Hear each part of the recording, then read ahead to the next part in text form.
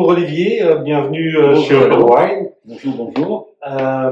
Donc voilà, Olivier, aujourd'hui on va parler un peu de la maison Chanson. Tu vas venir nous présenter un de leurs crus mythiques. Je vais te laisser la parole, tu vas un peu nous expliquer tout ça, nous situer le domaine Chanson. Eh bien, merci de m'accueillir, Renaud. Ça fait des années maintenant que Chanson est un peu chez lui, ici, hein, puisque vous avez fait du beau travail avec cette maison qui connaît, c'est vrai, depuis maintenant un bon moment, un engouement important au niveau international, et puis qui reste très fort sur un de ses marchés leaders, qui est la Belgique. Ce qui nous réunit aujourd'hui, eh bien oui, comme tu l'as dit, Renaud, c'est un vin un peu mythique, hein, c'est le fameux Clos des Mouches de la maison Chanson. Alors, nous ne sommes pas les seuls producteurs de Clos des Mouches, mais l'un des deux plus importants, je crois qu'on peut le citer avec la maison de Rouen.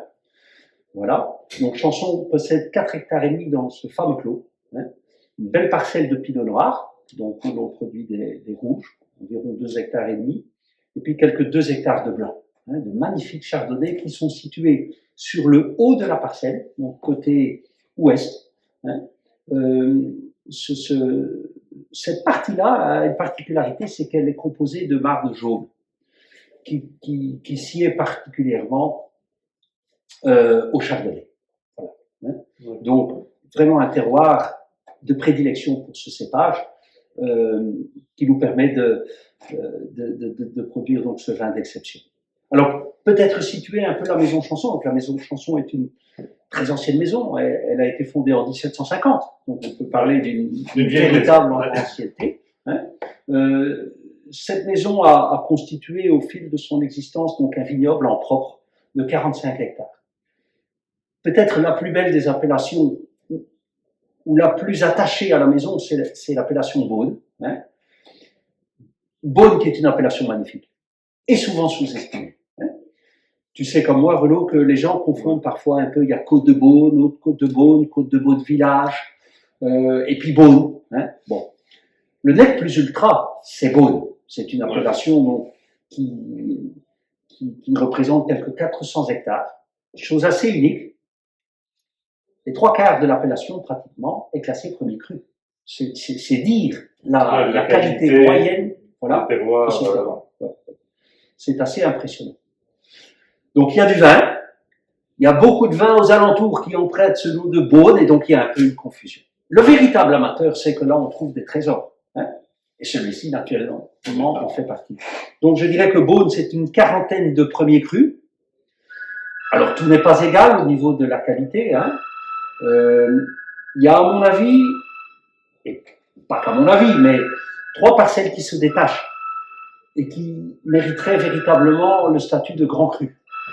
Statut auquel Beaune n'avait pas adhéré à l'époque où les grands crus, avaient vu le jour. Il n'y a pas de grand cru sur Beaune. Non, c'est un peu comme Nuits Saint-Georges. Hein. Nuits Saint-Georges, c'est assez proche.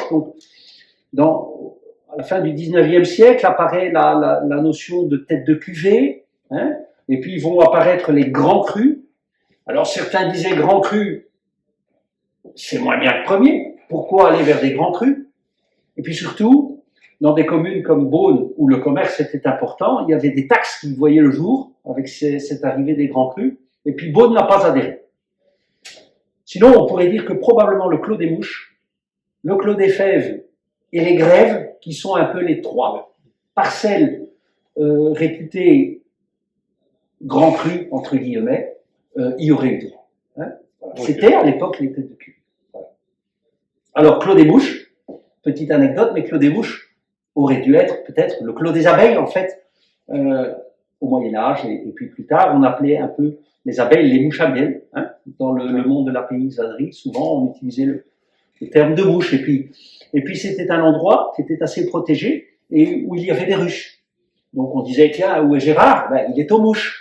Et puis, un peu à la fois, c'est devenu le Clos des Mouches. Voilà. Donc, belle parcelle, à peu près 20 hectares, un gros 20 hectares, et donc qui jouxte Pommard. Hein, voilà. Donc, partie ouest, donc le haut du coteau pour les blancs, et partie un peu plus basse pour les rouges, un peu plus donc calcaire pour les rouges, un peu plus marneux pour les blancs.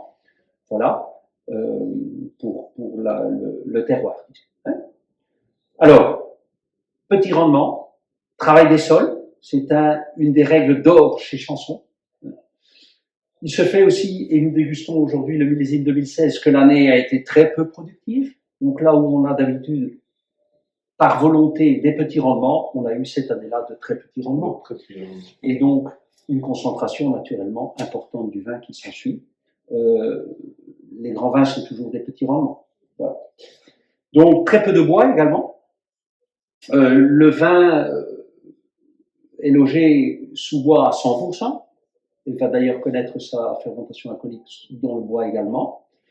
Mais par contre, on utilise un maximum de 15% de fût neuf pour les blancs. Voilà. Voilà pour la présentation du Clos des Mouches, Renaud. Et puis, ce qui nous réunit aussi, c'est une action que nous menons. Hein. Exactement. C'est un peu unique de mener une action sur un vin aussi rare. C'était la volonté peut-être de faire redécouvrir pour les déjeuners de Pâques une bouteille qui est prête à boire, mais qui naturellement pourra se conserver encore avec bonheur de nombreuses années. Il y a un bon potentiel de garde sur ce genre de vin, évidemment. Oui.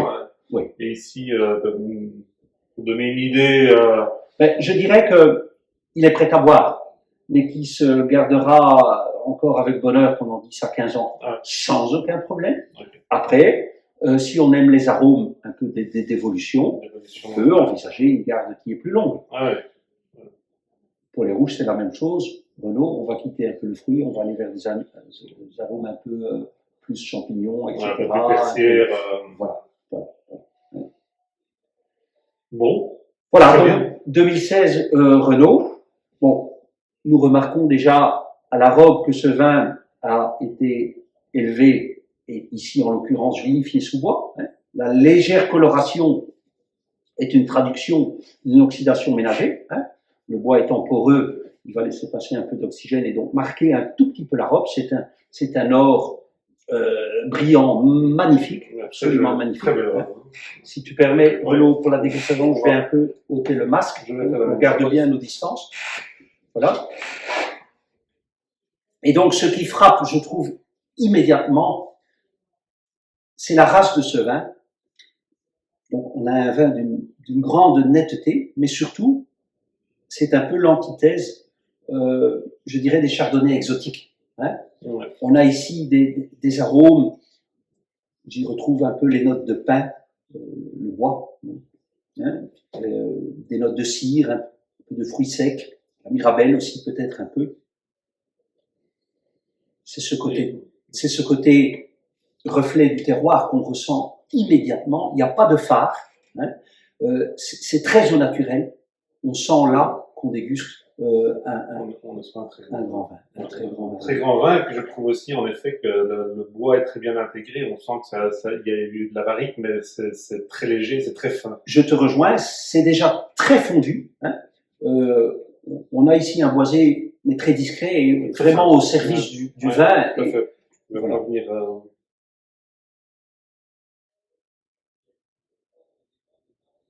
Alors, merci de l'avoir servi à cette température-là et dans ces versis. Hein, donc, on a un vin là qui doit être à presque 12 degrés, 12 degrés, qui s'exprime parfaitement. Et naturellement, ce grand vin a besoin d'un verre qui lui permet de s'exprimer. Hein.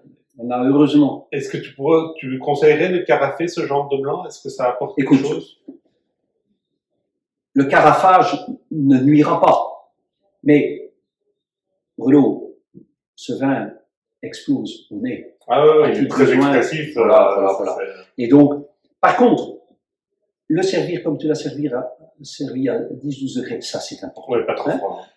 Pas trop frais, non. On va perdre en plaisir, on va perdre en expression.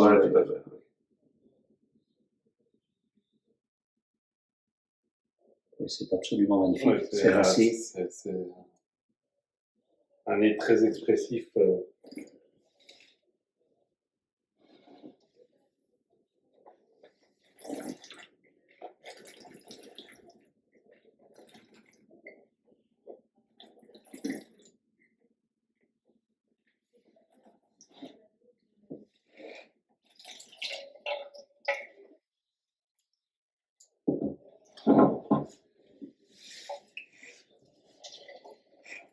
Quelle belle chair.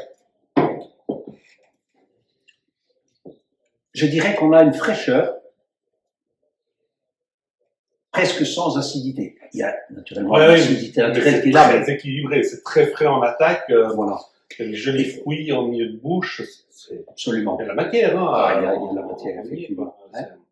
Et puis cette qualité des amers, hein, qui participe à cette fraîcheur, c'est absolument délicieux.